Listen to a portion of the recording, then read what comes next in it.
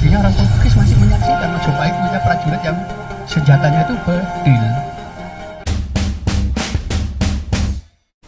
Tapi belakangan ditemukan banyak meriam dengan cap Majapahit.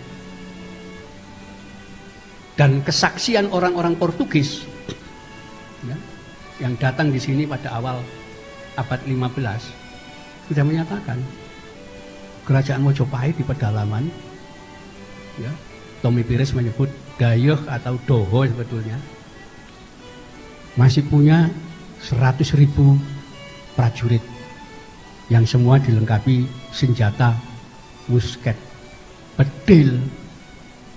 Ya. Artinya orang Portugis masih menyaksikan Majapahit punya prajurit yang senjatanya itu bedil. Ya. Bahkan nanti Laksamana Alfonso d'Albuquerque ketika menaklukkan Malaka, dia mencatat, ya, melaporkan Bandar Malaka itu dilengkapi meriam-meriam ukuran besar yang didatangkan dari Jawa. Membeli dari Majapahit, membeli dari Demak dan seterusnya. Tahun 1511, ya, 19 Juli ketika nyerang Malaka pertama kali. Ada catatan itu. Ya. Nanti ada catatan lagi tahun 1513. Ya. Setahun setelah peristiwa itu, tanggal 22 Februari. Itu Portugis mencatat lagi adanya serangan dari Jeporo, kekuatan armada Demak. Itu menyebutkan kapal-kapal waktu itu dilengkapi dengan meriam-meriam esfera, meriam ukuran besar. Dan terjadi pertempuran tembak-menembak antara pasukan Portugis di Malaka dengan pasukan Demak dari Jeporo. Bahkan dalam suratnya tertanggal 22 Februari 1513, ya, yang diberikan kepada Alfonso d'Albuquerque, itu seorang kapiten lapangan namanya Fernão Pires Andrade, itu mencatat pasukan Demak yang membawa 100 kapal dengan perlengkapan meriam itu ternyata menyertakan satu kapal yang sangat aneh bentuknya, di mana kapal itu dinaiki oleh Adipati Unus, ya.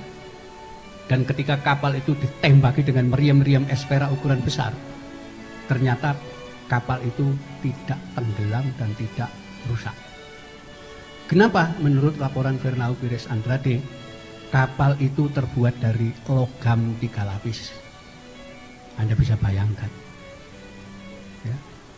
Tahun 1513 orang-orang Demak sudah mampu membuat kapal dari logam. 1513. Ya. Ini bisa dicatat. Kesaksian Portugis itu laporan militer, artinya bukan dongeng. Padahal di dalam sejarah kapal logam pertama itu adalah kapal perang milik kerajaan Inggris, HMS Warrior. Nah, itu kapal logam pertama, itu logam besi pertama. Diluncurkan 29 Desember 1860, 300 tahun setelah kapal Demak. Ini fakta, orang zaman dulu sudah maju. Kenapa? Zaman Majapahit, zaman Demak, kalau perang digambarkan bawa tumbak, bawa panah, bawa pedang, bawa keris. Ini kan penyesatan sejarah, tidak sesuai fakta. Ya. Ini yang harus kita bongkar lagi. Oh, ternyata Majapahit sudah maju. Ya, di sini. Ini nanti kita bisa lihat. Kenapa ini di dalam naskah Kidung Panji Wijaya Krama itu sudah ada kata-kata bedil. Ada kata-kata bedil besar. Dan ada istilah juru modining bedil besar. Ya. Artinya operator meriam. Ini naskah zaman kuno. Kenapa nggak disebut di dalam sejarah kita. Itulah yang harus kita ungkapkan lagi, bahwa rekonstruksi kita terhadap sejarah nasional, ya, terutama yang